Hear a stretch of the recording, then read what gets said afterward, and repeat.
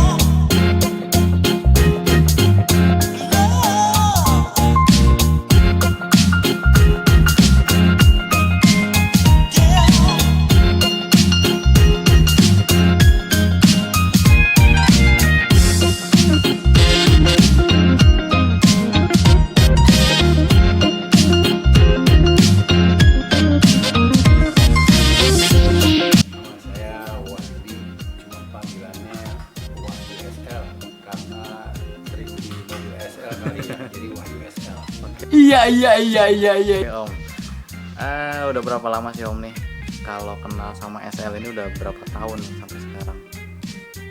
Saya kenal di Lancer SL itu pas saya kerja di Mitsubishi tahun 88. Waktu itu saya jadi mekaniknya nanganin mobil Lancer SL ini. Jadi saya hafal banget sebelum daripada mesin Lancer SL ini. Itu berapa tahun tuh Om? Dari tahun 88. Terus di tahun 90 saya coba mulai membeli dan pengen merasakan sendiri mobil Lancer SL itu. Kebetulan selagi saya ini untuk nanganin mobil ini sangat simpel, sangat mudah ya. Jadi sampai sekarang pun tetap saya suka. Apa nggak tertarik nih Om punya mobil lain nih Om selain SL? Untuk mobil lain sih tertarik, cuman karena hobi dulu yang diutamakan. Memang karena udah hobi dari dulu ya.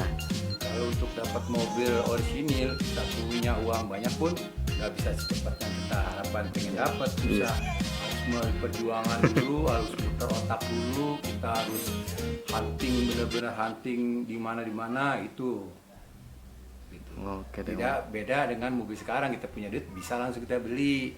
Yang ini sangat susah lah gitu. Om,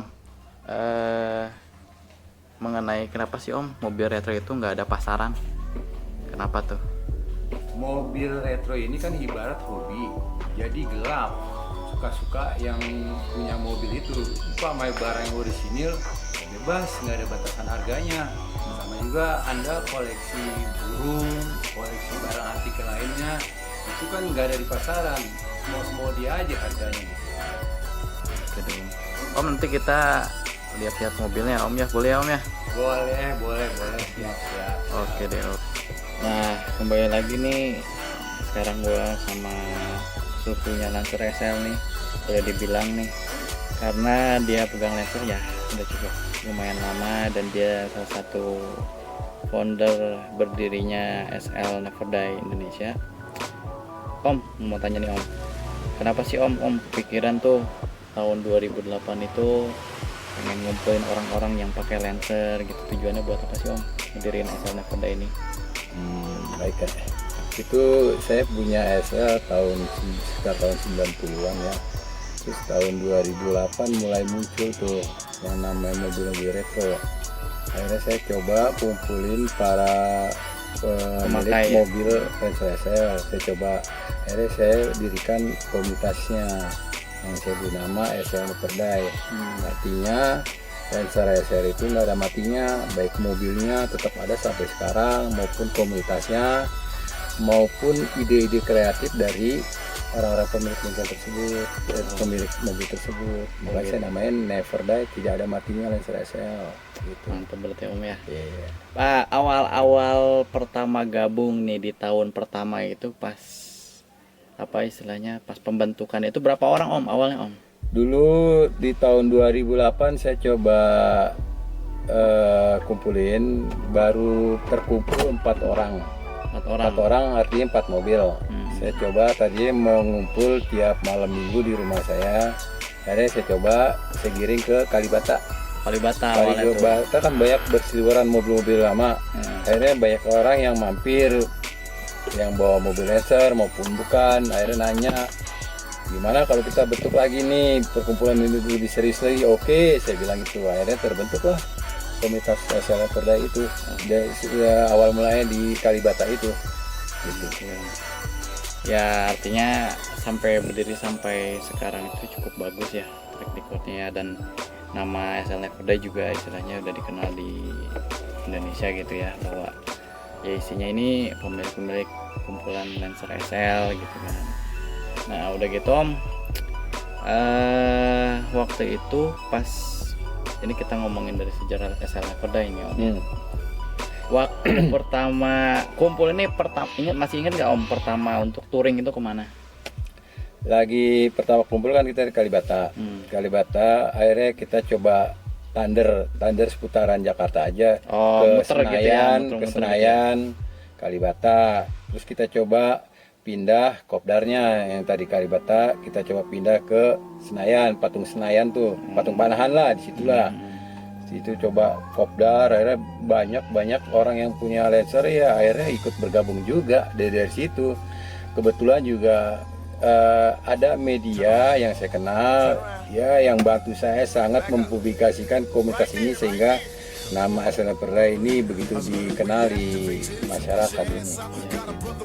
Ya memang media itu salah satunya itu cukup sangat membantu ya Om ya, untuk ya istilahnya namanya untuk dikenal gitu kan ya.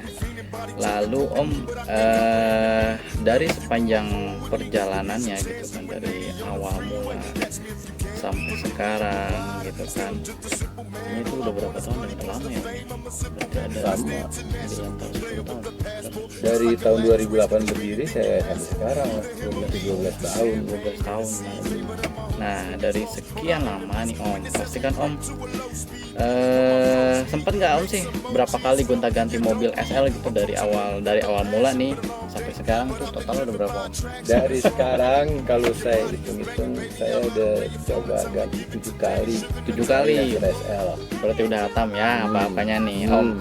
Bisa kasih trik nggak Om nih buat para pemula gitu kan yang lagi cari Lancer SL gitu kan nih. Apa aja sih Om kalau kita mau beli Lancer SL gitu kan, yang pertama dilihat apa tuh gitu? Coba Om. Mungkin dari pengalaman Om udah ganti 7 kali pasti kan udah hafal lah gitu kan ya. Mana kelemahannya, mana kelebihannya. Namanya mobil tua apalagi mana titik keroposnya gitu kan. Nah bisa di-sharing nggak Om apa aja tuh langkah pertama nih? Iya. Pertama memang kalau saya sendiri kalau nyari mobil SL itu yang benar-benar orisinil. Untuk spek Lancer SL sendiri tuh yang harus kita perhatikan kalau untuk pertama kita mau nyari Lancer SL, kita lihat interiornya dulu. Penyakit di Lancer SL biasanya di meja dashboard ya. sama di door trim. Kalau di meja dashboard karena bahannya dari gabu, gitu, dia gampang retak, gampang nggak tahan panas. Wajar gitu ya, udah di atas 30 tahun kan sampai sekarang kan. Kedua dari door trim ini dia kan bahannya dari arbot, beda dengan mobil-mobil yang lain, dia dari triplek atau dari ini. Kalau arbot dari bahan arbot, kalau di belakang door trim itu plastiknya masih ada, itu door trim itu akan awet. Kalau plastik door trim itu udah hilang, biasa orang kalau bongkar door trim, betulin regulator pintu, itu plastiknya nggak dipasang tuh kalau mekanik, montir bengkel. Jadi akibatnya kalau mobil disering cuci atau kehujanan tuh kena percikan air di bagian dalam door trim itu akan rapuh, makanya penyakitnya di situ. Terus pemilihan yang kedua ya dari eksterior, body kita keker lah, lurus apa enggak, pernah ketabrak apa enggak. Terus dari pernak-perniknya, apakah list bodinya lengkap, itu kan menentukan harga juga. Atau emblem-emblem itu ada, lampu-lampunya masih bawahannya atau sudah pernah diganti, itu kita perlu di ini juga. Nah, pokoknya kalian Juga. kalau mau tahu sih perbedaannya ada pokoknya di video kita yang sebelumnya yang saya udah jelasin sama teman saya Bayu itu kurang lebihnya seperti itu gitu kan ya. Memang nggak mudah sih gitu ya cari lenser yang sedemikian rupa sempurna, tapi minimal 70% 80% masih bawaannya, dan kalian butuh kesabaran untuk mencari lenser itu kalau mau bagus gitu ya Om ya. Ya, Yang terakhir apa Om? Cek mesin. kalau mesin sih itu nomor 2 ya, karena mesin ini spare partnya kan gampang. Dia banyak bersamanya dengan L300 Bensin. L300 bensin itu, maka tuh mesin nomor 2 lah, gampang lah. Nah, Yang tapi sih perlu dilihat juga dari dari segi mesin, jangan sampai ada kebocoran oli apa, kalau bisa yang enggak ada kebocoran yang kering lah. minimal Gitu. kita cari mobil yang seminim mungkin. Jadi mengurangi biaya pengeluaran nanti pas kita pakai gitu. Terus yang ketiga Om apa? Surat-surat Om. Surat-surat rata-rata kalau mobil lama itu tuh orang jarang pajak yang hidup. Nah, Gitu. itulah kelemahan paling mobil tua ya. kelemahan mobil tua, pajaknya jarang hidup.